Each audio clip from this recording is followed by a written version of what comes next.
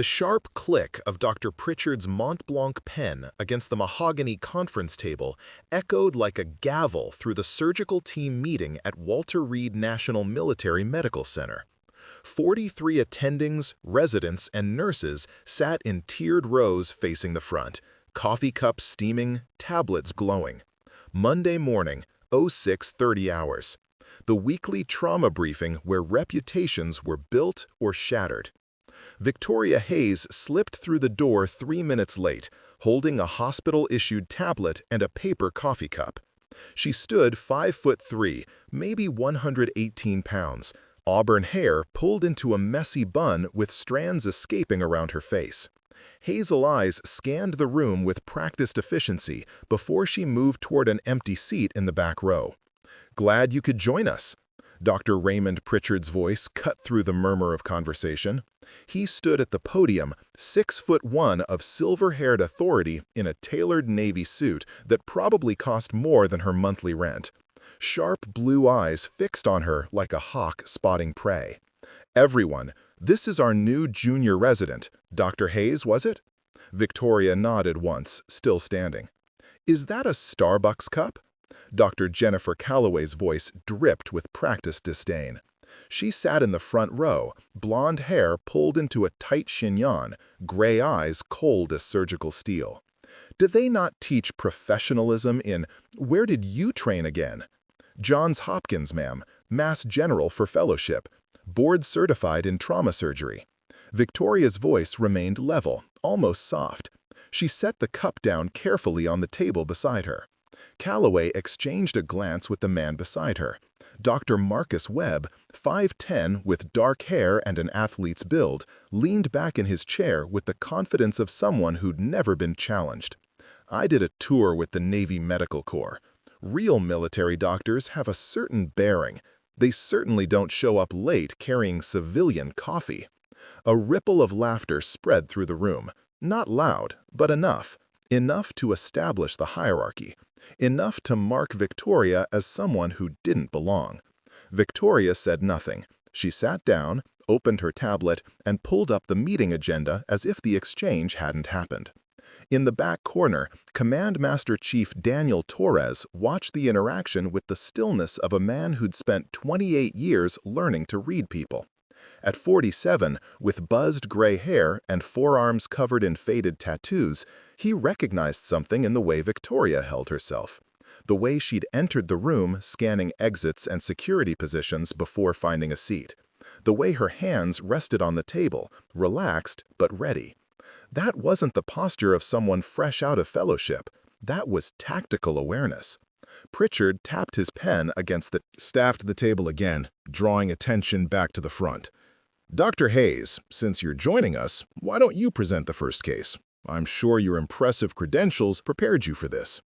He gestured to the screen behind him where a trauma scan appeared. Complex fracture patterns, internal bleeding, compromised airways. The kind of case that separated competent surgeons from exceptional ones. Victoria stood without hesitation, moved to the front, and studied the images for exactly 4 seconds. Male, early 20s based on bone density. Blast injury pattern consistent with IED proximity. Primary concern is bilateral pneumothorax with tension developing on the right side. Secondary is the femoral fracture with arterial compromise. Tertiary is the facial trauma, which looks worse than it is. Her voice remained calm, clinical. Immediate needle decompression, right side second intercostal space. Simultaneous vascular access, massive transfusion protocol. Airway is surgical, given the mandibular displacement.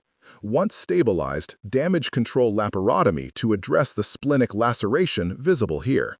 She pointed to a shadow on the scan that several residents had missed entirely. You'd need whole blood if available, walking donor protocol if not. Standard crystalloid resuscitation will cause more harm with injuries this severe. Time to OR is critical. 15 minutes from presentation to incision or you lose him. The room had gone quiet. Even Calloway's practiced sneer had faltered. Webb shifted in his seat. "That's a very aggressive approach. Standard protocol would be..." Standard protocol is for standard trauma. Victoria's eyes met his for the first time. This is a combat casualty. Different rules. And how would you know the difference? Pritchard's question hung in the air like a challenge. Victoria returned to her seat without answering. She picked up her tablet, made a note, and waited for the meeting to continue. Torres noticed her hands. The calluses weren't just from surgical instruments. They were positioned wrong for that too far back on the palm. Those were calluses from weapon handling, from rappelling, from work that had nothing to do with hospital training. The meeting continued for another 40 minutes. Pritchard presented staffing assignments for the week, critical cases pending, new protocols from administration. When he reached Victoria's name, his tone shifted to something almost amused. Dr. Hayes, given your extensive credentials, I'm assigning you 2 fundamentals this week: inventory management, equipment checks, observation rotations. Let's make sure you understand how we do things at Walter Reed before we let you near actual patients. More quiet laughter. Calloway whispered something to Webb that made him grin. Victoria made a note on her tablet. Understood, sir. Excellent. Pritchard closed his folder with a decisive snap. Dismissed. Let's make it a good week, people. The room emptied in a shuffle of white coats and conversations. Victoria remained seated, finishing whatever she was typing. Torres approached slowly, his hospital security badge visible on his belt. That was quite a presentation, Doctor. He kept his voice neutral, conversational. Victoria looked up. Something in her eyes changed when she saw his uniform, his bearing. Recognition, maybe, or calculation. Thank you, Master Chief. He hadn't introduced himself, hadn't mentioned his rank. She'd identified it from his insignia in less than a second, using the correct form of address without hesitation. You know your trauma protocols. It wasn't a question. I had good teachers. Victoria stood, gathering her things. She was careful to angle her body so the conference room door stayed in her peripheral vision. Another tell. Where'd you serve? Torres asked, quietly. Victoria's hands paused for just a fraction of a second. I'm here as a civilian physician, Master Chief. My service record isn't relevant to my current position. That was an interesting way to phrase it. Not a denial, not a confirmation, a deflection that suggested there was something to deflect from. Fair enough. Torres stepped back, giving her space. Welcome to Walter Reed, Doctor. Something tells me it's going to be an interesting week. Victoria nodded once and walked past him toward the door. Torres watched her go, noting the way she moved through the hallway. Efficient, aware, never with her back to an open space for more than necessary. Outside, a medical helicopter lifted off from the rooftop pad. The rhythmic thump of rotors echoed through the building. Victoria stopped mid-step. Her shoulders tensed. For exactly 2 seconds, she stood frozen, staring at nothing. Then she breathed out slowly and continued walking as if nothing had happened. Torres made a mental note to check the DoD database. Something about Dr. Victoria Hayes didn't add up. And in his experience, when things didn't add up in a military hospital, there was usually a very interesting reason why. 5 days of inventory sheets and equipment logs. 5 days of watching surgeries through observation glass, while residents half her skill level worked cases she could handle in her sleep. Victoria moved through Walter Reed's corridors like a shadow, completing her assigned tasks with mechanical precision. Friday afternoon brought the announcement that changed everything. Attention all surgical staff. Mass casualty drill will commence at 1400 hours. This is a mandatory training exercise. All personnel report to Trauma Bay. 1 for team assignments. Victoria was restocking supply cabinets on the 3rd floor when the announcement echoed through the speakers. She set down the box of surgical gloves and headed for the elevator, her pace unchanged. Around her, residents rushed past, energized by the break from routine. Trauma Bay 1 had been transformed into a disaster zone. Mannequins lay scattered across gurneys, each tagged with simulated injuries. Fake blood pooled on the floor. The smell of theatrical smoke hung in the air. 60 staff members crowded into the space, clustering into unofficial groups based on seniority and department. Pritchard stood on a raised platform near the nurse's station, clipboard in hand. Calloway and Webb flanked him like lieutenants preparing for battle. Listen up. This drill is scored. Your performance goes in your file and affects rotation assignments. We have 4 scenarios, 4 teams. I'll be assigning team leads now. He rattled off names, each one a senior attending with years of trauma experience. Webb's name came third. He stepped forward with the confidence of someone who'd spent 5 days telling anyone who'd listen about his Navy experience and understanding of combat medicine. Dr. Webb, your team will handle Scenario 3. You'll have residents Park, Johnson, and… Pritchard's eyes scanned the crowd and landed on Victoria, with something that looked like amusement. Dr. Hayes, consider it a learning opportunity. Webb's smile tightened but held. Of course, we'll show them how it's done. The teams dispersed to their assigned stations. Scenario 3 read in the far corner of the trauma bay. Victoria approached the mannequins and stopped, her hazel eyes taking in the setup with an expression that remained carefully neutral. 3 casualties. The tags read, blast injury with multiple fragment wounds, traumatic amputation, and crush injury with compartment syndrome. The supplies sat in a jumbled pile on a crash cart, deliberately disorganized to add chaos to the scenario. Park and Johnson, both second-year residents, looked at the carnage with visible anxiety. Webb clapped his hands together. All right, team, let me show you how we handled situations like this downrange. First thing, we need to establish a perimeter and supply organization. Victoria's voice cut through his speech. She was already moving toward the crash cart, hands sorting through equipment with practiced efficiency. Airway supplies here, hemorrhage control here, vascular access here. If you don't organize first, you waste time searching during critical moments. Webb's jaw tightened. Dr. Hayes, I appreciate your enthusiasm, but I've actually been in these situations. Why don't you observe and learn? Victoria stepped back without argument. She positioned herself near the mannequins, hands loose at her sides, eyes tracking every detail of the setup. The drill coordinator's voice boomed through the speakers. Scenario begins in 3, 2, 1. You have 15 minutes. Clock starts now. Webb jumped into action, calling out commands in a voice probably meant to sound authoritative. Johnson, take the amputation. Park, you've got the crush injury. I'll handle the blast victim. The approach was wrong. Victoria could see it immediately. In actual combat triage, you treated based on survivability and resource efficiency, not by dividing casualties evenly. The blast victim had the highest likelihood of survival with proper intervention. The amputation was already lost if the tag times were accurate.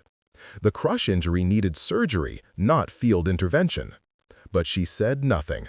Just watched as Johnson fumbled with tourniquet placement on the amputation mannequin, positioning it too distal and at the wrong angle. Watched as Park struggled to establish IV access on the crush injury while precious seconds ticked away. Watched as Webb worked on the blast victim with textbook procedure that would take 20 minutes they didn't have. 8 minutes elapsed. None of the 3 casualties had been stabilized. Webb was sweating now, frustration creeping into his voice as he barked orders that his residents struggled to follow. Time. The coordinator's voice ended the scenario. Team 3, status report. Webb straightened, trying to compose himself. We successfully initiated treatment protocols on all 3 casualties and all 3 would be dead. The coordinator walked over, checking the mannequin's embedded sensors. Improper tourniquet application led to continued hemorrhage. No airway established on the blast victim despite obvious respiratory compromise. The crush injury received IV fluids, which would cause renal failure given the mechanism of injury. 0 saves. Total time, 15 minutes. Silence spread through the trauma bay. Other teams had finished their scenarios. Everyone was watching now. Webb's face flushed red. The equipment wasn't properly organized. The scenario was unrealistic. In actual deployment, may I try? Victoria's quiet voice somehow carried across the entire bay. Pritchard raised an eyebrow.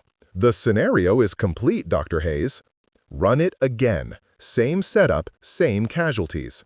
She stepped forward, and something in her demeanor had shifted. The hesitant junior resident was gone. What remained was absolute certainty. 3 minutes. Calloway laughed, the sound sharp and mocking. 3 minutes? The qualified trauma surgeon just took 15 and failed. What makes you think? 3 minutes. Victoria's eyes met Pritchard's. Or I resign today. Day, and you can explain to administration why your newest surgeon walked out during a training drill. The challenge hung in the air like a blade. Pritchard's pen clicked once, twice. Then he nodded. Reset Scenario 3. Dr. Hayes, you have 1 attempt. The moment you deviate from acceptable protocol, I'm stopping this. The coordinator reset the mannequins and scrambled the supplies again.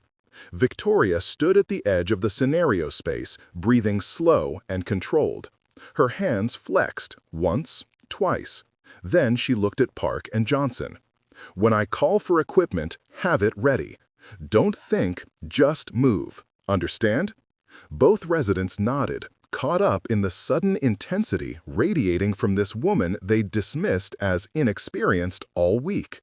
Scenario begins in 3, 2, 1. Clock starts now. Victoria moved like water flowing downhill, fast and inevitable. She dropped to one knee beside the blast victim, hands already assessing. Bilateral pneumo, right side tension, needle decompression kit. Park slapped the kit into her hand before the sentence finished. Victoria had the needle placed in 4 seconds, the hiss of released pressure audible across the bay.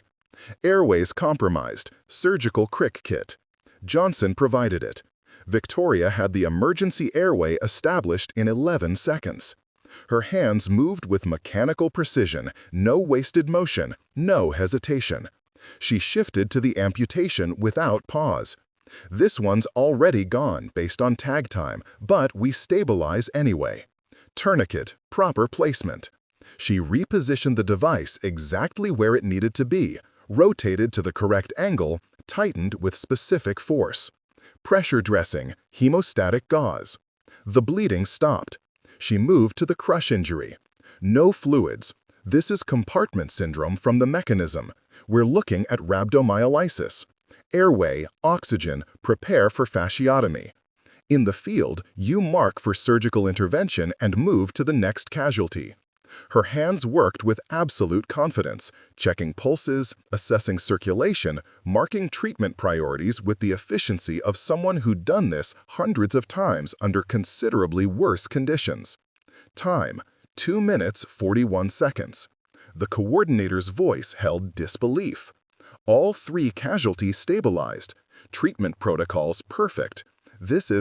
I've never seen anyone complete this scenario successfully, let alone under 3 minutes.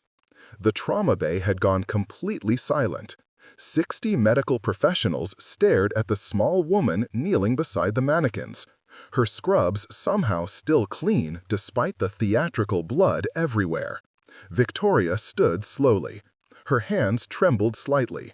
She clasped them behind her back, standing in a position that Master Chief Torres recognized immediately as parade. I'll be in the rest. Webb found his voice first.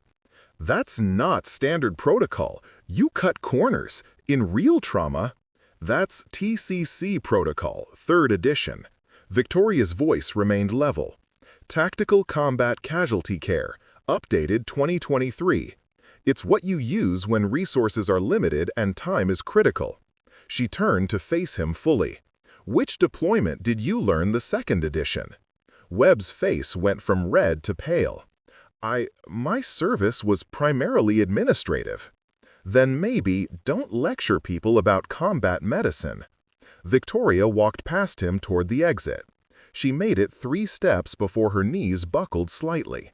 She caught herself on a gurney, breathed deep, and continued walking. Torres watched her go, then pulled out his phone. He'd seen enough. Time to make some calls to people who could access records that civilian administrators couldn't. Pritchard stood on his platform, pen frozen mid-click.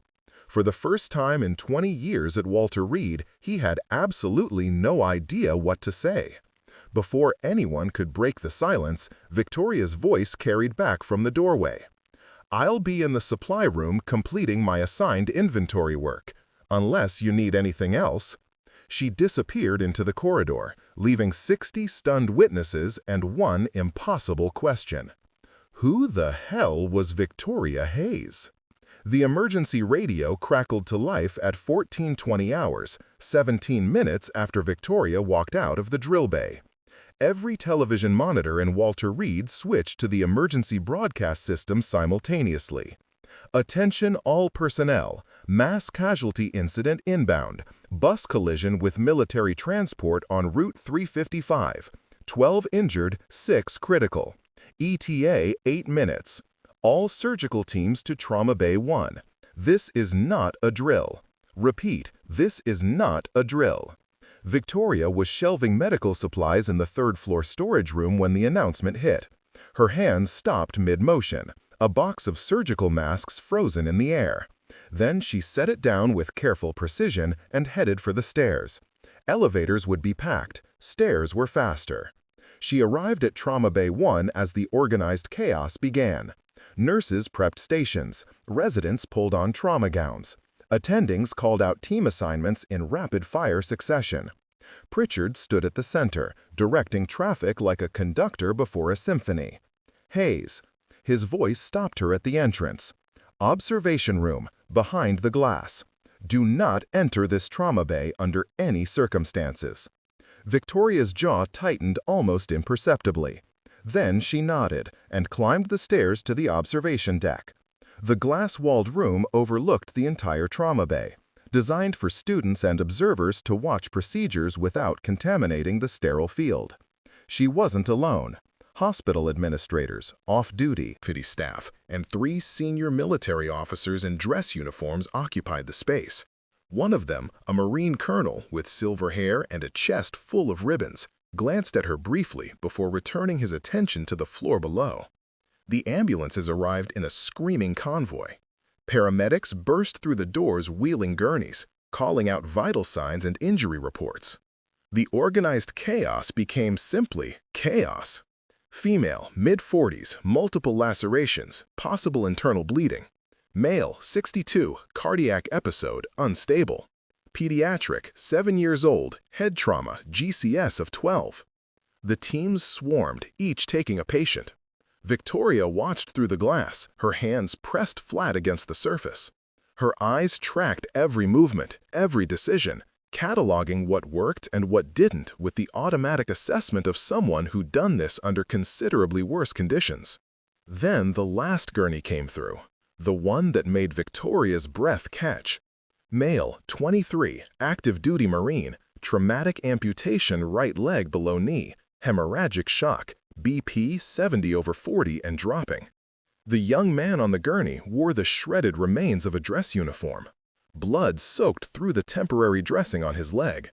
His face was pale, lips gray, eyes unfocused. The kind of pale that meant minutes, not hours. Webb's team took him.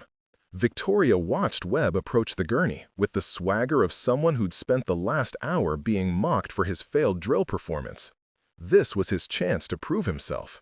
He started barking orders. Standard trauma protocol, textbook procedure, everything by the manual. Everything wrong.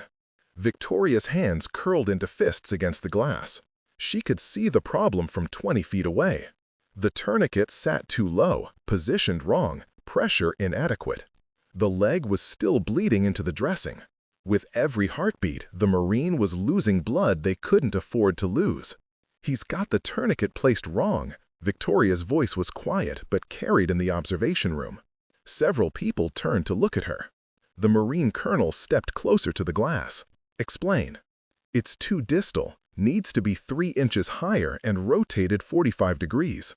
Current placement, he's losing circulation to salvageable tissue. He'll lose the entire leg when he only needs to lose half." On the floor below, alarm started screaming. The Marine's blood pressure dropped, 70/30, 60/20. Webb's voice rose, panic creeping in at the edges. Get me 2 units O negative. Start massive transfusion protocol. Someone page vascular surgery. He doesn't have time for vascular. Victoria's voice remained level. The tourniquet placement is killing him. The colonel pulled out his phone and made a call. Quick, clipped military speech. Then he turned to Victoria. The chief of surgery says you're not allowed on that floor. Then that Marine is going to die.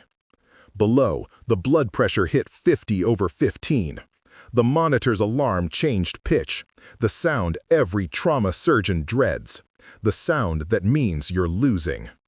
Webb grabbed for additional supplies, his movements jerky with stress. A resident fumbled IV access. Another knocked over a tray of instruments. The clean choreography of trauma response was falling apart.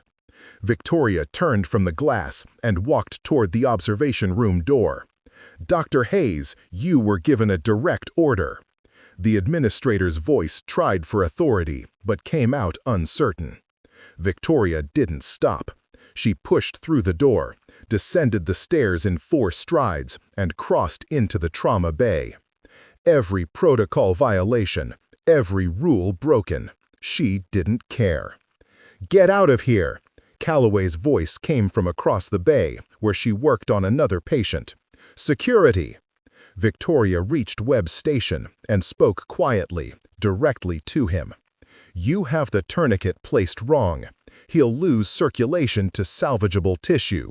Move it 3 inches proximal and rotate 45 degrees. Webb's face flushed. "I'm not taking medical advice from someone who's been here 1 week. Get away from my patient." The blood pressure hit 40/10. The Marine's eyes rolled back. His chest rose and fell in shallow, rapid breaths, seconds away from cardiac arrest. "Please," Victoria's voice cracked slightly. "I've seen this injury pattern before. I know how to save him." "Someone get her out of here!" Pritchard's voice boomed from across the bay. "Now!" Master Chief Torres appeared at Victoria's shoulder, but instead of escorting her away, he stepped beside her and spoke to Webb. "Let her try. What are you going to lose that you haven't already lost?" "My license if she kills him." Webb didn't move from his position. The Marine colonel from the observation room descended the stairs. His voice carried command authority that silenced the entire trauma bay. "That Marine is one of mine. Let her work." Pritchard started to protest. The colonel's expression stopped him cold. Victoria didn't wait for further permission. She moved into position, hands already reaching for the tourniquet. "Park, I need hemostatic gauze and combat dressing from my personal bag. It's in my locker, number 47, combination 3141. Park ran. Victoria's hands moved to the tourniquet with absolute confidence. She released the pressure, repositioned the device exactly where it needed to be, and tightened it with specific, measured force. The angle changed. The pressure redistributed. The bleeding slowed to a trickle. Park returned with a small tactical medical kit, the kind not issued by hospitals, the kind with NATO stock numbers printed on the supplies.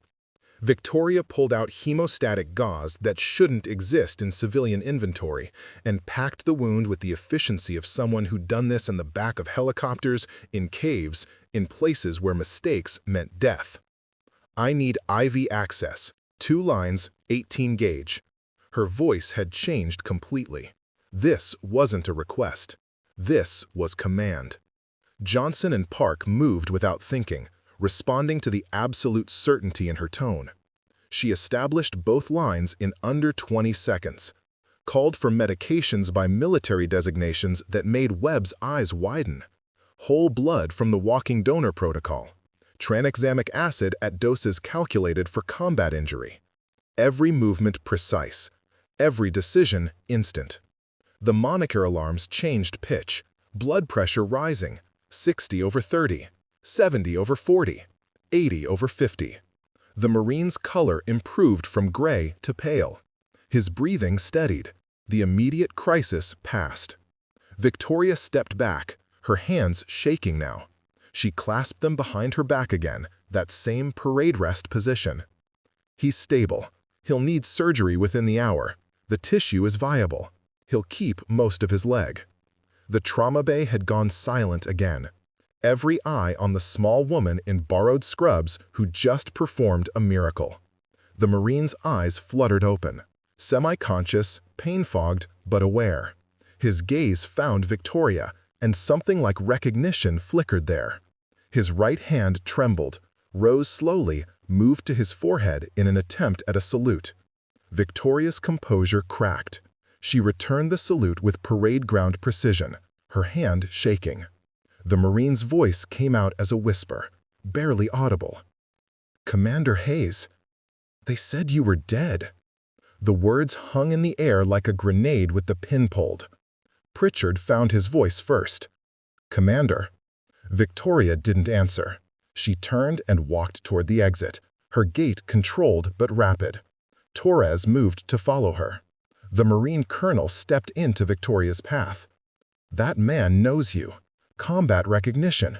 Where did you serve?" Victoria met his eyes. For the first time since arriving at Walter Reed, her mask fell away completely. What remained was exhaustion, trauma, and something that looked like resignation. "I'm not authorized to discuss my service history without proper clearance verification, sir." "That's a very specific way to phrase it, Doctor." "Yes, sir, it is." She walked past him, through the trauma bay doors, and disappeared into the corridor. Behind her, 60 witnesses tried to process what they'd just seen, tried to reconcile the nervous junior resident with the combat surgeon who just saved a life they'd been seconds from losing. Webb stood frozen at his station, staring at the stabilized patient, at the equipment with military markings, at his own hands that had been so certain and now felt so inadequate. Torres pulled out his phone and stepped into the hallway. The call he'd been planning to make just became urgent, because Dr. Victoria Hayes wasn't just hiding credentials, she was hiding an entire identity. And based on that Marine's recognition, whatever she'd done in service was significant enough to make people think she was dead. The weekend passed like a held breath. Saturday morning, Pritchard sat in his office, staring at a computer screen that refused to cooperate. He'd submitted a request for Victoria Hayes's complete employment records through standard hospital channels. What came back made no sense. Education history, complete and verified.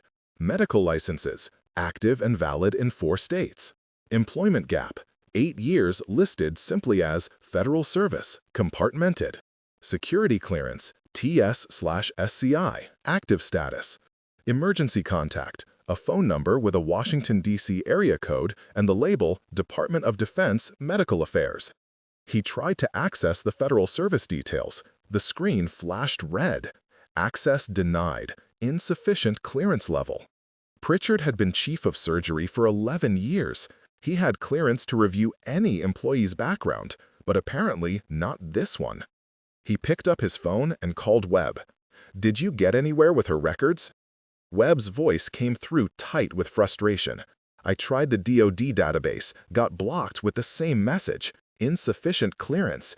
I even called a buddy at Bethesda Naval. He said her file is flagged as restricted access, and he's not touching it without authorization from someone with stars on their collar." Pritchard ended the call and sat back in his leather chair. The memory of Friday played on loop. That Marine's voice. "Commander Hayes, they said you were dead." The way Victoria had returned that salute with muscle memory that couldn't be faked. The equipment in her personal kit with military stock numbers. He made a decision that would prove catastrophic. He filed a formal complaint with the Hospital Ethics Board, citing credential irregularities and potential fraud. By Monday morning, the complaint had triggered an automatic investigation. Victoria arrived at 0600 hours. She'd spent the weekend in her apartment, sitting on her couch, staring at the wall. The nightmares had been worse than usual. Helicopters, fire, voices screaming for help she couldn't provide. She'd slept 4 hours total across 2 nights. She was restocking the surgical prep area when hospital security found her. 2 guards, both polite but firm. Dr. Hayes, we need you to come with us to administration. There's been a complaint filed regarding your credentials. Victoria set down the supplies she was holding. Of course. Let me inform my supervisor. That's not necessary, ma'am. Please come with us now. They escorted her through corridors that seemed longer than usual. Staff members stopped to watch. Whispers followed in her wake. By the time they reached the administrative conference room, 40 people knew Dr. Hayes was being investigated. Pritchard sat at the head of the table. Calloway and Webb flanked him. The hospital administrator, a thin man named Peterson with wire-rimmed glasses, occupied the other end. A legal representative from the hospital's counsel office sat ready with a laptop. Dr. Hayes, please sit. Peterson gestured to a chair positioned opposite everyone else. The optics were deliberate. One versus many. Accused versus accusers. Victoria sat, her hands folded in her lap, her expression neutral. Pritchard opened a folder. Your background check shows significant discrepancies. 8 years of employment history listed as compartmented federal service with no details. Security clearances that exceed what any civilian physician should possess. Military-grade medical equipment in your personal possession.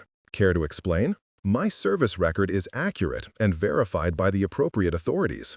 If you're unable to access certain details, that's a function of classification, not irregularity. Webb leaned forward. Are you claiming you served in the military? In what capacity? I'm not authorized to discuss specifics of my previous employment without proper clearance verification and need-to-know authorization. Calloway's voice dripped skepticism. That's very convenient. Make claims you can't verify? I haven't made any claims. You've made assumptions. Peterson adjusted his glasses. Dr. Hayes, this hospital cannot employ someone whose credentials we cannot fully verify. The equipment found in your locker includes items restricted to military use. That raises serious legal questions. The equipment is my personal property, legally obtained through authorized channels. I maintain a tactical medical kit because I'm trained in its use. There's no regulation against that. Pritchard's pen clicked rhythmically. That Marine on Friday called you commander. He said they told him you were dead. That suggests you were involved in classified operations and faked your death. That's not just irregular, Dr. Hayes. That's potentially criminal. Victoria's mask cracked slightly. A flash of something raw crossed her face before she controlled it. I didn't fake anything. I was medically retired. If certain personnel believed I was killed in action, that's because, as my unit suffered casualties and information was restricted, I don't control what other people were told. So you admit you were military. Webb pounced on the admission like it was a victory. I admitted nothing that isn't in my verified employment record. Federal service, medical retirement, both facts you already have access to. The door opened. Master Chief Torres entered without knocking. Sorry I'm late. I was on a call with some people who needed to know about this meeting. Peterson frowned. Master Chief, this is a closed disciplinary hearing. And Dr. Hayes is a veteran under investigation by people who don't have clearance to understand what they're investigating. That makes it my business. Torres remained standing, his presence filling the room. Pritchard's jaw tightened. We're following protocol. If Dr. Hayes would simply explain her service record, she can't. And the fact that she keeps telling you she can't, and you keep pushing anyway, shows you don't understand how classification works. Torres pulled out his phone. I made some calls over the weekend, to people who do have the right clearance. Want to know what they told me? Master Chief, I don't think... Peterson started. They told me that asking these questions without authorization could get this entire hospital flagged for security violations. They told me that Dr. Hayes is here as part of an official transition program that you were supposed to leave alone. And they told me that someone very senior is very unhappy that this meeting is happening. Webb stood up.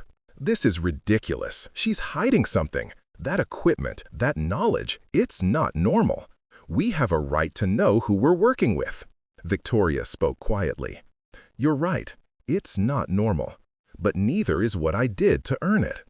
Before anyone could respond, the conference room phone rang. Peterson answered. His face went pale as he listened. "Yes, sir. Right away, sir. Everyone will remain here." He hung up and looked at Victoria with something approaching fear. That was the Department of Defense. They're sending representatives. No one leaves this room until they arrive. Calloway laughed, but it sounded nervous. The DOD? This is absurd. She's just a doctor who saved a Marine's life while you people stood around failing. Torres's voice was flat. A Marine who recognized her from combat. Think about what that means. The room fell silent. Minutes crawled past. Victoria sat motionless, her breathing controlled, her eyes fixed on a point on the wall behind Pritchard's head. She was somewhere else, some memory playing behind her eyes that no one in this room could access. Finally, she spoke. "I came here to practice medicine, to help people, to do the work without the weight of my record following me everywhere. I thought I could just be a doctor again." Her voice was barely above a whisper. "I should have known better." Pritchard's certainty wavered. "If you'd just been honest from the beginning." "I was honest. My credentials are real. My licenses are valid. Everything I put on my application was true. The parts I left out were left out because they're classified. Because people died earning that classification. Because I don't get to decide what's public just because it would make my life easier." The conviction in her voice silenced any response. They sat in uncomfortable quiet, waiting for whatever was coming. Outside the conference room windows, black SUVs pulled into the hospital parking lot. Not the civilian kind. Military vehicles with government plates and tinted windows. Torres checked his phone. "They're here, and based on who's in those vehicles, every single one of you is about to learn what happens when you investigate someone you shouldn't have." Victoria closed her eyes briefly. When she opened them, resignation had replaced the earlier defiance. "Master Chief, they didn't know. They were following procedure. Procedure that should have told them to back off the moment they hit classified walls. They're civilians. They don't think in those terms." Webb's confidence had evaporated entirely. Who's coming? What's happening? Torres's expression was grim. Someone who doesn't make social calls. Someone who only shows up when there's a problem that needs immediate resolution. Someone you really, really don't want to have a conversation with about why you've been harassing one of her officers. The building's PA system crackled. "Security alert. Unscheduled VIP arrival. All personnel maintain current positions." Victoria's hands started shaking. She pressed them flat against the table to stop the tremor. Whatever was about to happen, it was the exact opposite of what she'd wanted. No more anonymity. No more quiet practice. No more escaping into the work. Her past was about to walk through that door and drag her back into a world she'd tried so hard to leave behind. The conference room door opened without warning. A military police officer in dress uniform entered first, scanned the room with professional efficiency, then stepped aside. What followed was a procession of authority that made everyone except Victoria and Torres instinctively rise from their seats. General Patricia Vance entered with the bearing of someone who'd spent 34 years earning 4 stars. At 58, she stood 5'9" with iron-gray hair pulled into a regulation bun and steel blue eyes that missed nothing. Her army dress uniform was immaculate, the stars on her collar catching the fluorescent light. Behind her, Vance came 2 colonels and a JAG officer carrying a leather briefcase. "Sit down." Vance's voice wasn't loud, but it carried absolute command. Everyone sat immediately except Torres, who stood at attention until she nodded permission to relax. Peterson found his voice first, though it came out uncertain. "General Vance, I'm Robert Peterson, hospital administrator. I wasn't informed we'd be receiving—" "You weren't informed because this isn't a courtesy visit." Vance's eyes swept the room and landed on Victoria. "Commander Hayes, are these people giving you trouble?" Victoria stood automatically, muscle memory taking over. She came to attention with the precision of parade ground training. "Ma'am, there's been a procedural misunderstanding regarding credential verification protocols." Pritchard's pen fell from his hand and clattered on the table. "Commander?" Vance turned to face him fully. "Did you just interrupt me, Doctor?" No, ma'am, I apologize, but we were told she was a junior resident. She looks barely old enough to—" "To what? To have served 6 combat deployments? To have performed surgery under fire? To have earned decorations that you'll never see because they're classified?" Vance's tone could have frozen water. "Colonel Morrison, present Commander Hayes's service record. The unclassified portions only." The JAG officer opened his briefcase and pulled out a tablet. He connected it to the conference room display screen. Text appeared in crisp military format. Name: Hayes Victoria Ann. Rank: Commander, 05, United States Navy Medical Corps. Current status: medical transition leave. Specialty: trauma surgery, special operations combat medicine. Education: Johns Hopkins University School of Medicine, Massachusetts General Hospital Fellowship. Deployments: 4 combat tours, multiple theaters of operation. Units assigned: Marine Special Operations Command, Joint Special Operations Command Task Force, classified. Naval Special Warfare Command. Decorations: Silver Star, Bronze Star with Valor Device, X2, Purple Heart, X3, Combat Action Ribbon, Navy Commendation Medal with Valor Device, X2, Joint Service Achievement Medal, Presidential Unit Citation. Combat surgeries documented: 347. Survival rate: 96.3%. The room fell into absolute silence. The only sound was the quiet hum of the building's ventilation system. Webb stared at the screen, his face draining of color. The number 347 seemed to burn into everyone's vision. Calloway's carefully composed expression shattered into something resembling horror. Vance let the silence stretch for exactly 10 seconds. Then she spoke again. "Commander Hayes is 31 years old. She enlisted at 18 as a hospital corpsman with the 1st Marine Division. Selected for accelerated medical school through the Navy's HSP program, graduated top of her class, completed residency in 3 years instead of 5, was then selected for Special Operations Combat Medicine, which has a selection rate of approximately 4%. She walked slowly around the conference table as she spoke, her gaze touching each person in turn. She deployed with Force Recon, then with MARSOC. Then she was assigned to a JSOC task force whose designation I cannot speak aloud in this room because none of you have the clearance to hear it." Peterson tried to speak. "General, we had no way of knowing." "You had every way of knowing. Her file clearly states federal service with active TSSCI clearance. When you couldn't access details, that should have told you to stop digging. Instead, you filed an ethics complaint that triggered alarms at the Pentagon." Pritchard's hands were shaking now. "We were concerned about patient safety, about someone potentially falsifying." "Patient safety?" Vance's voice dropped to something dangerous. "Commander Hayes has a survival rate that exceeds the theater average by more than 5 percentage points. Do you understand what that means in combat medicine? It means she kept people alive when statistically they should have died. It means she operated in caves, in vehicles, in places with no power and limited supplies, under enemy fire, and still maintained better outcomes than your fully staffed, fully equipped trauma bay." She stopped behind Victoria's chair. "Tell them about Helmand Province, Commander."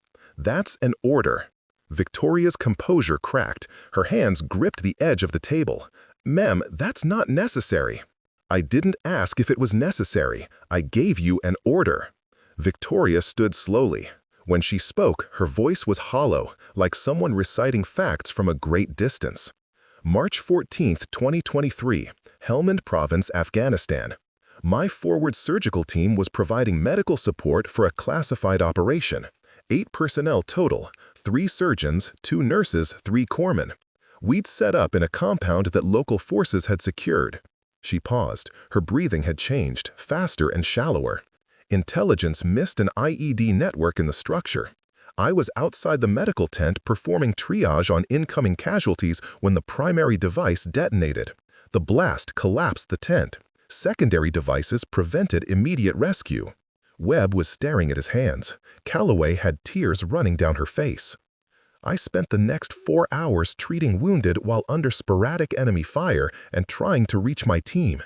When we finally got through the rubble, Victoria's voice cracked. All 7 were dead. Blast injuries, crush injuries, smoke inhalation. I tried to save them. I couldn't. The words hung in the air like shrapnel. Torres stood rigid, his jaw clenched tight. Vance continued the story. Commander Hayes was medevaced with second-degree burns, shrapnel wounds, and 3 broken ribs. She refused sedation until all surviving casualties from the operation were stabilized. She then refused evacuation for another 6 hours until a replacement surgeon arrived. She was awarded the Silver Star for actions under fire, maintaining combat medical operations while wounded and attempting rescue of her team under enemy contact. Peterson's voice came out barely above a whisper. "Oh my God." Commander Hayes was medically retired 9 months ago. She's been dealing with PTSD, survivor's guilt, and physical injuries that still cause her pain. She came to Walter Reed through the Wounded Warrior Medical Transition Program because she needed to practice medicine without everyone knowing her history, without the stares, without the constant weight of being the one who survived when 7 others didn't. Vance walked back to the head of the table. And instead of providing support to a wounded warrior, you people mocked her for looking young, investigated her for being competent, accused her of fraud for having skills you couldn't understand. Pritchard looked like he might be sick. "General, we didn't know. If we had known." "That's the problem, Dr. Pritchard. You didn't know, so you assumed. You saw a small woman who looked young and decided she couldn't possibly be qualified. Even after she demonstrated abilities far beyond your staff, you chose to believe she was somehow cheating rather than accept that she might actually be better than you." Webb finally found his voice. "I served too. I understand the pressures of military medicine." Vance cut him off with a look. "Lieutenant Webb, your service record shows 18 months of stateside administrative duty at a naval hospital. You never deployed. You never treated combat casualties. You never heard incoming fire while trying to save lives. Sit down and be silent." Webb sat down. Vance pulled a small case from her pocket.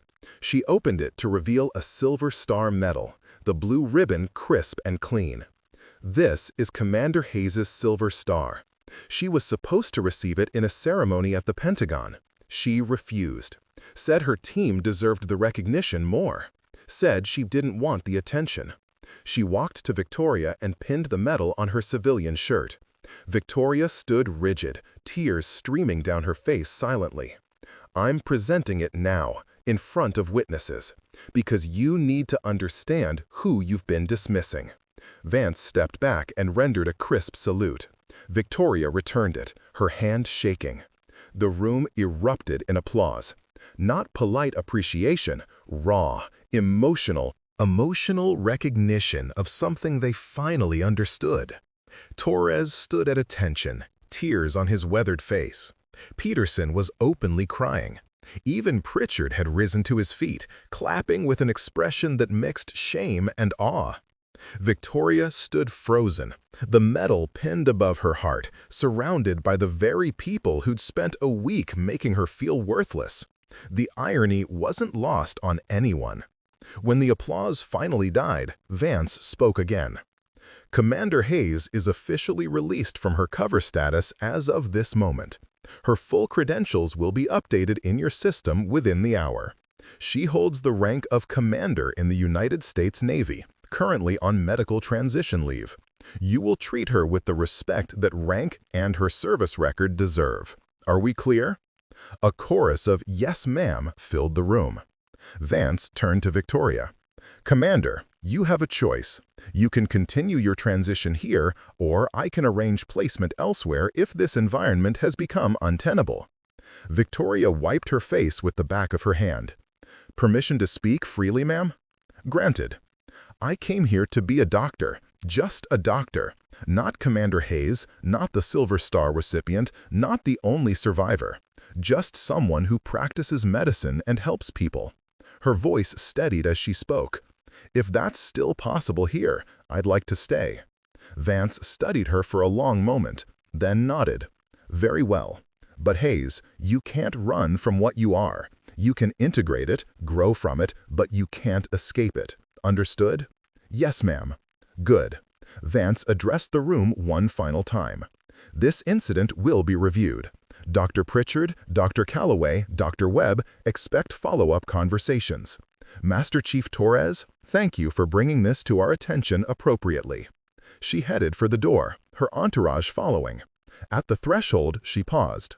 Commander Hayes saved over 300 lives in combat. Maybe now she can save some more in peace. Don't waste her. Then she was gone, leaving a conference room full of people who would never look at Victoria Hayes the same way again. The conference room emptied slowly, people filing out in stunned silence. Victoria remained seated, the Silver Star still pinned to her shirt, staring at nothing. Torres approached quietly and set a bottle of water on the table in front of her. "You should drink something, Commander." Victoria picked up the bottle but didn't open it. "I spent 9 months trying to leave that behind. Took 1 week for it all to come back." "You can't leave behind who you are. You can only decide what to do with it." She finally looked at him.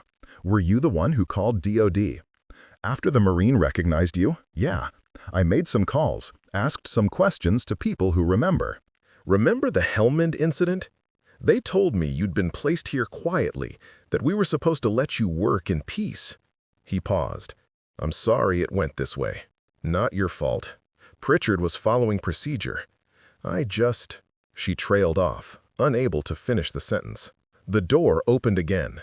Petty Officer Emily Brennan entered hesitantly, her young face showing a mixture of awe and uncertainty. "Commander Hayes, I'm sorry to interrupt. The Marine from Friday is awake and asking for you. He's in recovery on the 4th floor." Victoria stood, grateful for something concrete to do. "Thank you, Petty Officer." "Ma'am, I just wanted to say, what you did during the drill and with that Marine and everything we just learned." Brennan struggled for words. "You're who I want to be when I grow up." A ghost of a smile crossed Victoria's face. "You already are, Brennan. You spoke up for me when no one else did. That takes more courage than anything I've done." The walk to the 4th floor felt longer than it should. Staff members stopped to watch Victoria pass. Some saluted, others simply stared. Word had spread through the hospital with the speed that only gossip and genuine news could achieve. By the time she reached the recovery wing, everyone knew. The Marine occupied a private room with a window overlooking the parking lot. He was sitting up in bed, his right leg elevated and wrapped in post-surgical dressing. When Victoria entered, he tried to salute from his position. "At ease, Marine. You just had surgery." Victoria pulled a chair beside the bed and sat. "How are you feeling?" "Like I got hit by a bus, ma'am, but alive, which I'm told is because of you." He was young, 23 according to his chart, with close-cropped brown hair and eyes that had seen more than most his age. "I'm Corporal James Mitchell. You operated on me and my squad in Kandahar, 2019. Chinook crashed during exfil." The memory surfaced from the hundreds Victoria carried. 7 casualties, multiple orthopedic injuries, 1 tension pneumo. You were the pneumo. "Yes, ma'am. You performed the needle decompression in the bird while we were still taking fire. Kept all 7 of us alive for 6 hours until CaseVac got through. We all survived because of you." Victoria looked at his injured leg. "I'm sorry about your leg. Ma'am, I've got a leg because of you. Doc Webb had the tourniquet wrong. I could feel it. I knew I was dying." His voice dropped. "Then you showed up like some kind of angel and fixed everything, just like in Kandahar." "I'm not an angel, Corporal. I'm just a doctor who got lucky." Lucky 347 times? Mitchell shook his head. That's not luck, ma'am. That's skill. Before Victoria could respond, the door opened again. 3 more people entered. 2 men and 1 woman, all in various stages of medical treatment at Walter Reed. One used a cane. Another had visible scarring on his arms. The woman wore a leg brace. The man with the cane spoke first. "Commander Hayes, I'm Staff Sergeant David Park. You operated on me in Mosul, 2021. Blast injury, lost my spleen. You told me I'd make it home to meet my daughter. She was born 2 months after I got stateside." The woman stepped forward. "Lieutenant Sarah Kim, Helmand Province, 2020. You performed an emergency amputation on my hand after it was crushed in a vehicle rollover. Saved my life and my career. I'm a JAG officer now." The third man's voice was quiet. "Sergeant First Class Robert Hayes. No relation, I checked. You treated me for chemical exposure in Syria. Classified op I can't talk about. You stayed with me for 18 hours straight when everyone else said I wouldn't make it." Victoria stood slowly, overwhelmed. "I was just doing my job." "Your job saved our lives, ma'am." Park's voice was firm. "When we heard you were here, that you'd been getting treated like garbage by people who didn't know who you were, we had to come say thank you." Mitchell added, "There are 37 veterans in this hospital right now. 12 of them are your patients from downrange. They're spreading the word. By tomorrow, everyone will know." Victoria's hands started shaking again. The weight of their gratitude felt heavier than any medal. "I lost people too. I couldn't save everyone." Kim stepped closer. "Ma'am, no one can save everyone. But you saved us. You gave us our lives back. That matters." The door opened once more. Pritchard entered, stopped short when he saw the gathering, then continued forward with visible determination. "Commander Hayes, I need to speak with you. Privately, if possible." The veterans exchanged glances. Mitchell spoke for them. "We'll be outside, man. Take your time." They filed out, each pausing to shake Victoria's hand or offer a word of thanks. When the door closed, Pritchard stood awkwardly for a moment before speaking. "I owe you an apology, a profound one." He struggled with the words. "I built my career on excellence, on maintaining the highest standards. When you arrived, looking so young, performing at a level I couldn't explain, I thought I was protecting those standards. Instead, I was protecting my ego." Victoria remained silent, letting him work through it. "I've been chief of surgery for 11 years. I've trained dozens of residents. I thought I understood competence, understood skill. Then you performed that trauma drill in under 3 minutes, and I realized I didn't understand anything." He paused. "You're a better surgeon than I am, than most of us are. And instead of recognizing that, I tried to tear you down. You were following protocol, Dr. Pritchard. No, I was following pride. There's a difference." He met her eyes. "I'd like to learn from you if you're willing to teach. Not just surgical technique, but how you maintain that level of performance under pressure. How you make decisions so quickly and correctly." Victoria considered him for a long moment. "You're a good surgeon. You just forgot that credentials aren't only written on paper. They're earned in action. Will you stay? Here at Walter Reed?" "General Vance gave me that choice. I chose to stay." Pritchard nodded slowly. "Then I'll make sure your position reflects your actual qualifications. Attending trauma surgeon. Full privileges. Whatever you need." "I just need to practice medicine, Dr. Pritchard.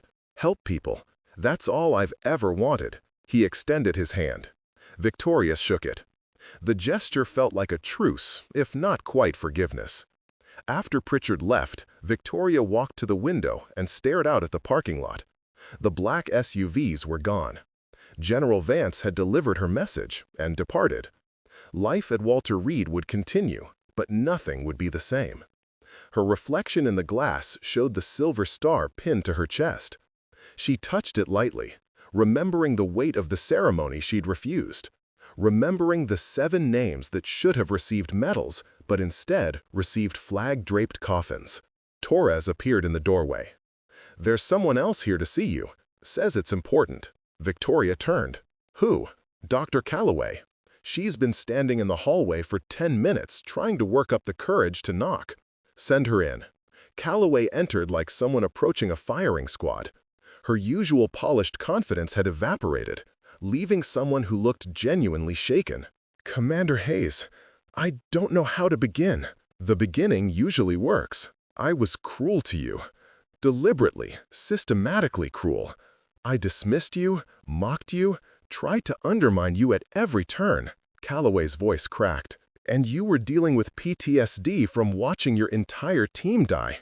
You were trying to heal, and I made everything worse." Victoria's expression softened slightly. "You didn't know. I should have known better than to judge someone based on appearance. I should have recognized competence when I saw it. Instead, I saw a threat to my position and attacked." Tears ran down Calloway's face. "I keep thinking about all the residents I've treated the same way. How many talented people did I drive away because I felt threatened? The fact that you're thinking about it means you'll change. How are you not angry? How are you not telling me to go to hell?" Victoria walked closer. "I've seen real evil. Ill, Dr. Calloway. People who hurt others for pleasure, who destroy for ideology, who kill without mercy. You're not evil, you're human. Flawed, insecure, competitive, but human. And humans can change." Calloway wiped her eyes. "I'd like to make this right, however I can. Then help me build something better here. A place where veterans can transition without judgment, where competence matters more than appearances, where people get second chances." Victoria paused. "Everyone deserves second chances, even you." The words hung between them, offering grace that Calloway clearly felt she didn't deserve, which made it all the more powerful. After Calloway left, Victoria finally allowed herself to sit down. The adrenaline that had sustained her through the confrontation with Vance, the conversations with grateful patients, the apologies from her tormentors, all of it drained away at once. She was exhausted. Not physically, though her body ached, emotionally. The mask she'd worn for 9 months had been ripped away. The identity she'd tried to escape had been thrust back into the light. But maybe Torres was right. Maybe you couldn't escape who you were. Maybe you could only decide what to do with it. Her phone buzzed. A text from an unknown number. "This is General Vance. You did well today. Your team would be proud. I know I am." Victoria stared at the message for a long time. Then she typed back, "Thank you, ma'am." Outside the window, the sun was setting over Walter Reed. Tomorrow would bring new challenges, new patience, new opportunities to prove herself. But for tonight, she allowed herself to simply be. Not Commander Hayes, not the Silver Star recipient, not the sole survivor. Just Victoria. Tired, traumatized, but still standing. Still fighting. Still trying to turn pain into purpose, one surgery at a time. The hospital administration moved quickly. By Tuesday morning, formal reprimands had been issued. Pritchard received a written warning in his permanent file and mandatory enrollment in military cultural competency training. The notification sat on his desk like an indictment, which in many ways it was. He found Victoria in the surgical prep area, reviewing charts for the day's scheduled procedures. "Commander Hayes, do you have a moment?" Victoria looked up from the tablet. Dark circles under her eyes suggested another night of minimal sleep. "Of course, Dr. Pritchard. I wanted you to know that I've been assigned sensitivity training, military cultural awareness, unconscious bias, the whole curriculum." He paused. "I deserved worse." "You deserved accountability. You're getting it. What you do with it determines whether it was punishment or education." Pritchard nodded slowly. "I'd like to invite Invite you to co-lead a seminar on combat trauma protocols. Share your expertise with the surgical staff. Help us understand what we don't know. I'll consider it. Thank you. He turned to leave, then stopped. The board also approved your promotion to attending trauma surgeon, effective immediately. Full privileges, department leadership role if you want it. Your office is being prepared now. After he left, Victoria stood alone in the prep area, trying to process how completely her world had inverted in 72 hours. From dismissed resident to attending surgeon. From anonymous nobody to recognized veteran. The change felt dizzying. Calloway's consequences came differently. She'd been removed from consideration for the assistant chief position she'd been pursuing for 2 years. Instead, she was assigned as Victoria's surgical assistant for the next quarter, a role reversal that everyone recognized as deliberate humiliation, transformed into forced learning. Their first surgery together happened Wednesday morning, a complex abdominal trauma, car accident victim with multiple internal injuries. Calloway scrubbed in silently, positioning herself across the table from Victoria. Scalpel. Victoria's voice was calm, steady. Her hands moved with the precision that came from hundreds of procedures under impossible conditions. Calloway provided the instrument. For the next 3 hours, she watched Victoria work with an efficiency that redefined her understanding of surgical excellence. Every movement purposeful, every decision instant and correct. No wasted motion, no hesitation, just pure competence. When they closed, Calloway spoke quietly. You operate like every second matters. Because in combat, every second did matter. You learn to work fast or people die. Victoria stripped off her gloves. But you can't rush. Fast and precise. That's the balance. Will you teach me? Victoria studied her for a moment. You're already learning. You just don't realize it yet. Over the following days, they fell into a rhythm. Calloway watched, absorbed, and slowly began to understand the gap between good surgery and exceptional surgery. She also began to see the cost. The way Victoria's hands shook after particularly intense cases. The distant look that appeared when helicopters passed overhead. The careful control that kept trauma from becoming incapacitation. One evening, as they reviewed post-op reports, Calloway asked, "How do you carry it? All those people you saved, all the ones you couldn't?" Victoria was quiet for a long moment. Some days better than others. Therapy helps, work helps, knowing that I'm still making a difference helps. She met Calloway's eyes. But it never goes away completely. You just learn to function with it. He wait. Webb's situation deteriorated rapidly. The ethics investigation into his credentials revealed a pattern of misrepresentation. He'd claimed extensive combat experience on multiple professional applications when his service record showed only stateside administrative duty. He'd listed deployments that never happened, used terminology that suggested frontline medical work he'd never performed. By Thursday, he was placed on administrative leave pending a formal review. Friday afternoon, he caught Victoria in the parking lot as she headed to her car. His appearance was disheveled, tie loosened, eyes desperate. "Commander Hayes, I need to talk to you." Victoria stopped, maintaining distance. "Dr. Webb." "They're going to fire me. The ethics board found discrepancies in my service claims. I need you to tell them I didn't mean to lie, that I just exaggerated a little, that every veteran does it." "I can't help you." "Please, you know how it is. The pressure to seem experienced, to compete with people who have real combat time. I just wanted to be taken seriously." Victoria's expression hardened. "You stole honor from people who earned it. You used their sacrifice to advance your career. That's not exaggeration, Dr. Webb. That's fraud." "But I did serve. I wore the uniform." "Wearing a uniform isn't serving. Sacrifice is serving.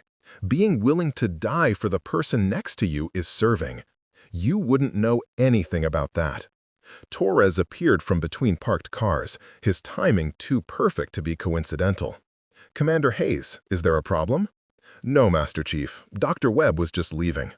Webb looked between them, realized he'd find no sympathy here, and walked away. His shoulders slumped in defeat. Within a week, his resignation would be accepted in lieu of termination. His medical license would remain intact, but his reputation was destroyed beyond repair. Torres watched him go. Harsh, but fair. I have no tolerance for stolen valor. Too many real heroes never got recognition. He doesn't get to pretend he's one of them. The following Monday, Walter Reed hosted a recognition ceremony for military medical personnel. 200 attendees filled the hospital's main auditorium. Veterans, active duty, families, and hospital staff gathered for what had become an annual tradition, but this year carried additional weight. Victoria sat in the third row, uncomfortable in her navy dress uniform. She'd worn it only twice since her retirement, both times for funerals. The medals on her chest felt heavier than they actually were. The silver star prominent among them, still unfamiliar despite having earned it 18 months ago. Pritchard took the podium first. We gather today to honor those who serve in military medicine.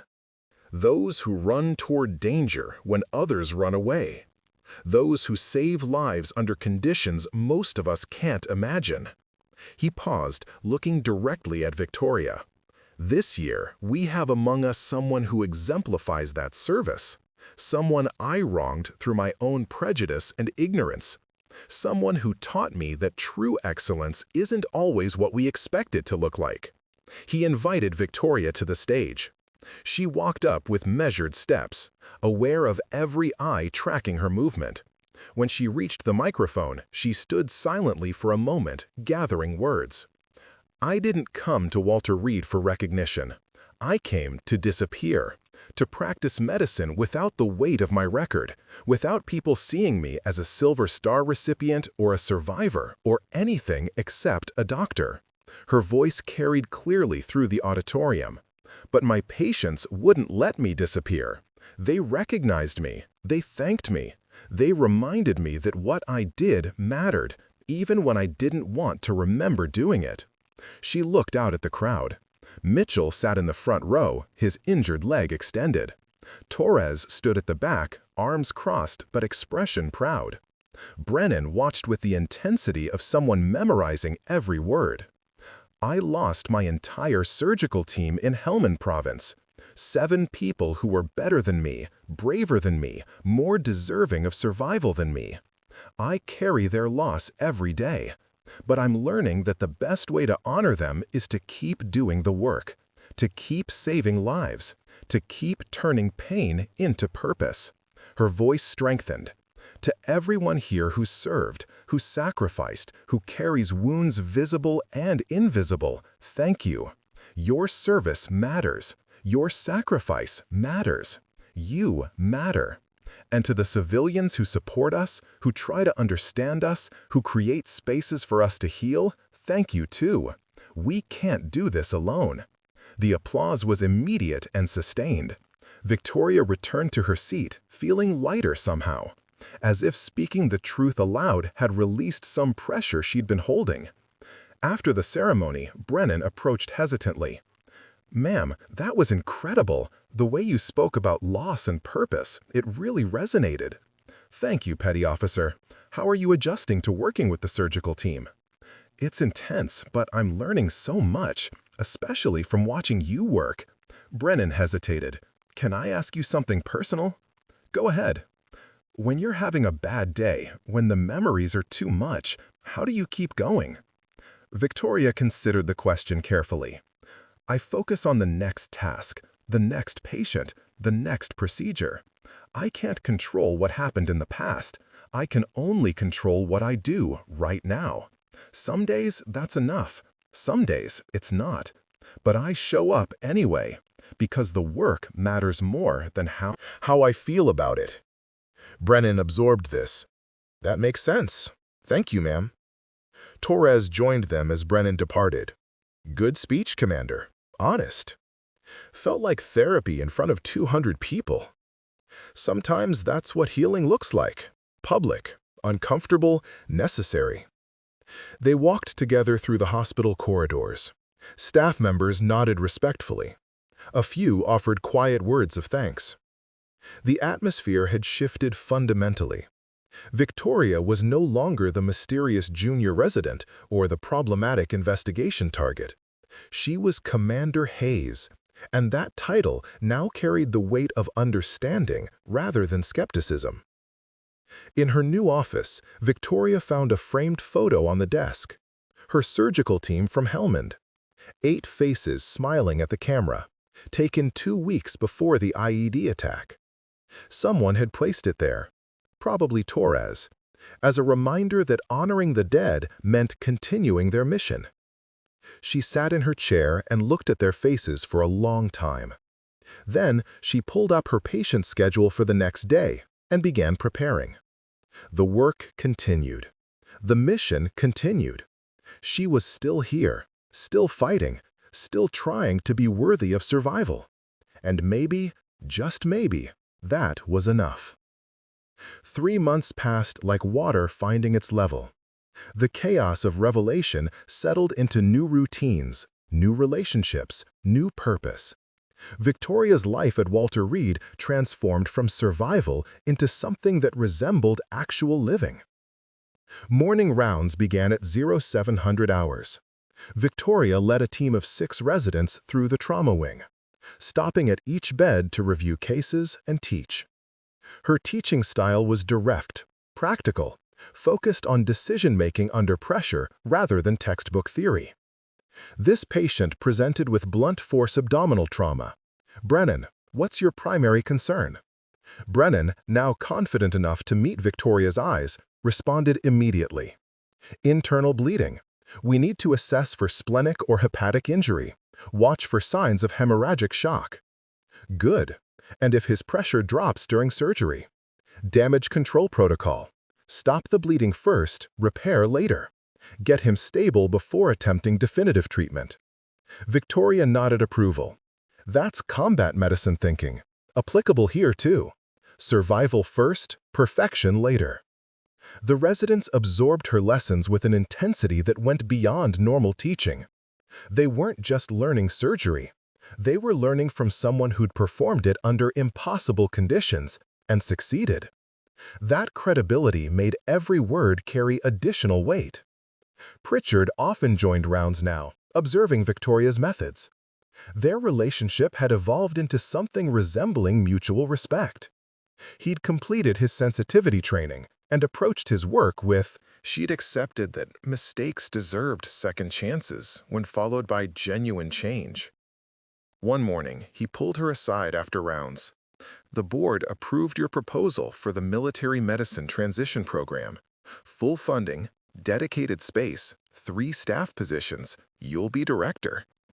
Victoria felt something close to satisfaction. "When do we start?" "As soon as you're ready. We've already had 12 applications from transitioning veterans who heard you were here." The program became Victoria's secondary mission. Every Tuesday and Thursday afternoon, she met with veterans struggling to adapt from military to civilian medicine. Some dealt with PTSD.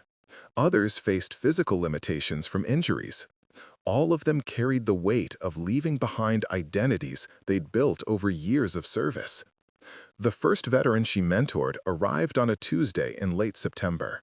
A young woman, maybe 25, wearing civilian clothes that didn't quite fit right. She sat in the hospital cafeteria alone, hands rounded around a coffee cup, eyes tracking exits and potential threats with unconscious habit. Victoria recognized herself 6 months earlier. She approached slowly, visibly, giving the woman time to register her presence. "Mind if I sit?" The woman looked up. "Commander Hayes? I'm former hospital courseman 2nd class Rachel Torres. Your Master Chief is my uncle. He said I should talk to you. He mentioned you might be coming. How are you adjusting?" Rachel's laugh was bitter. "I'm not. I got medically discharged 4 months ago after an IED took my hearing in my left ear. Now I'm supposed to just be normal, work in a normal hospital, pretend like the last 6 years didn't happen. It's hard. How do you do it? Uncle Danny says you were in way deeper than I was. Special operations, classified stuff, watching your whole team die. How do you just show up and work like everything's fine?" Victoria set down her own coffee. I don't. Everything's not fine. I have nightmares. I freeze when helicopters fly over. I see their faces every time I close my eyes. She paused. But I show up anyway, because the work matters. Because people need help and I can provide it. Because sitting at home drowning in memories doesn't honor what I survived. Rachel listened with the intensity of someone desperate for answers. Does it get easier? It gets different. The weight doesn't disappear, but you get stronger carrying it. Therapy helps, work helps, connection helps. Victoria met her eyes. You're not alone in this. That's what the program is for, so people like us can help each other through the transition. Over the following weeks, Rachel became a regular presence in the transition program. Other veterans joined. Soon, Victoria was mentoring, aiding 8 people, all at different stages of adjustment, all carrying their own versions of trauma and loss. The work was exhausting but meaningful. Every small victory, every veteran who found their footing felt like validation that her survival had purpose beyond just continuing to breathe. Calloway's transformation was perhaps the most visible. 3 months of working directly under Victoria had fundamentally changed her approach to medicine and people. She was softer now, more willing to admit uncertainty, quicker to recognize talent regardless of how it presented. One afternoon, scrubbing out after a complex surgery, Calloway spoke quietly. I recommended Brennan for the Advanced Trauma Fellowship. She's exceptional. Victoria smiled. She is. Good eye. I would have overlooked her before. Too young, too inexperienced looking, too eager. Calloway dried her hands carefully. I would have done to her what I did to you. But watching you teach her, seeing how you recognize potential instead of just credentials, it changed how I evaluate people. That's growth, Jennifer, real growth. The use of her first name, after months of formal address, marked a shift in their relationship. They weren't exactly friends, but they'd become colleagues who respected each other's strengths and acknowledged each other's humanity. The reality of Victoria's ongoing struggles became apparent one October morning. A mass casualty drill was scheduled, routine training that happened quarterly. But when the simulated explosions echoed through the trauma bay, Victoria's hands started shaking uncontrollably. She excused herself quickly, walked to the nearest bathroom, and locked herself in a stall. The panic attack hit hard. Chest tight, breath shallow, vision tunneling. The sounds of the drill became the sounds of Helmand. The smell of theatrical smoke became real smoke. The voices of residents became the screams of her dying team. She pressed her back against the stall wall and focused on breathing. 4 counts in, hold for 4, 4 counts out. The technique her therapist taught her. It took 8 minutes for the attack to pass, leaving her drained and shaking. Torres found her afterward, sitting on the floor of her office with her head in her hands. He didn't ask what happened. He just sat beside her in silence until she was ready to speak. I thought I was past this. You'll never be past it, Commander. You'll just get better at managing it. I'm supposed to be leading that transition program. How can I help others when I can't even handle a drill? Torres's voice was firm. Because you know what they're going through. Because you're honest about the struggle instead of pretending it doesn't exist. That makes you more qualified, not less. Victoria. Victoria looked at him. How do you stay so steady? 28 years of practice. And I talk to someone every week, have been for 15 years. He met her eyes. Strength isn't carrying everything alone. Strength is knowing when to ask for help. The conversation marked a turning point. Victoria increased her therapy sessions from weekly to twice weekly. She joined a support group for combat veterans. She stopped pretending she had everything under control and started being honest about the ongoing nature of her healing. December brought an unexpected request. General Vance called personally. Commander Hayes, I have a proposal. The Navy wants to create a training program for combat surgeons, teaching the next generation how to operate under fire. They want you to lead it. Victoria stood in her office, looking at the photo of her Helmand team. "Ma'am, I'm not sure I'm ready to go back to that world." You wouldn't be going back. You'd be preparing others for it, teaching them to survive what you survived, giving them skills that save lives. Vance paused. "But it's your choice. If you want to stay at Walter Reed, continue the transition program, that's valuable too." "Can I have time to think about it?" "Take all the time you need. The offer stands." Victoria discussed it with Torres, with her therapist, with the veterans in her transition program. The consensus was consistent. She should do what felt right for her healing, not what seemed most prestigious or important. In the end, she chose to stay. The transition program needed her. The veterans finding their way back to civilian life needed her. And maybe she needed them too. Needed the reminder that healing was possible, even when it felt impossible. She called General Vance with her decision. "Ma'am, I appreciate the opportunity, but my place is here, helping veterans transition, teaching residents, building something sustainable." Vance's response was understanding. "I respect that, Commander. The offer remains open if you change your mind. In the meantime, keep doing what you're doing. You're making a difference where it matters." The hospital's directory updated in January. Dr. Victoria Hayes, Commander USN, retired, Director of Trauma Services and Military Transition Program. The formal retirement had been processed. She was no longer on medical transition leave. She was officially civilian, though the title Commander would follow her for life. Brennan earned her advanced trauma certification in February. Victoria attended the small ceremony, feeling pride in her student's achievement. Afterward, Brennan approached with tears in her eyes. "Thank you, ma'am, for seeing potential in me when I couldn't see it myself, for teaching me that competence matters more than confidence." Confidence. You did the work, petty officer. I just provided the opportunity. You provided more than that. You showed me what it looks like to turn pain into purpose, to keep going even when everything hurts. Brennan's voice steadied. That's what I want my career to be, helping people the way you helped me. Victoria pulled her into a brief hug, something she rarely did. Then you're already succeeding. Spring brought new challenges and new growth. The transition program expanded to serve 20 veterans. Victoria's reputation drew applications from across the country. She worked long hours, taught countless residents, and slowly built something that would outlast her tenure. One evening, sitting in her office after everyone else had gone home, she pulled out her journal, the leather-bound book her therapist had recommended. She wrote, "Day 274 at Walter Reed. Operated on 8 patients today. Mentored 4 transitioning veterans. Taught a seminar on combat trauma protocols to 60 staff members. The work continues. The mission continues. I'm still here, still fighting, still trying to be worthy of the second chance I was given. Some days are harder than others. Some days the wait feels impossible. But I'm learning that healing isn't about reaching some finish line where everything's fixed. It's about showing up every day and doing the work despite the wait.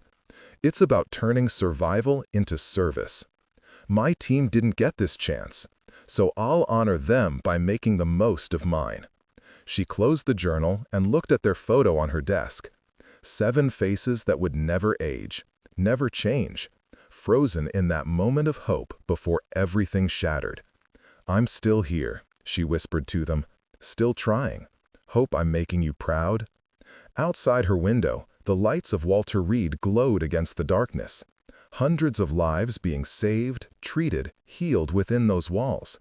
And she was part of that mission now, not as someone running from her past, but as someone integrating it into her future. The journey wasn't finished, probably would never be finished. But Victoria Hayes, commander, trauma surgeon, survivor, had found her place in the world. Not by escaping who she'd been, but by accepting it and choosing what to do with it. She shut down her computer, gathered her things, and headed home. Tomorrow would bring new patients, new challenges, new opportunities to make a difference. And she would show up for it, just like she showed up today, carrying her weight with a little more grace and a lot more purpose than when she'd first arrived.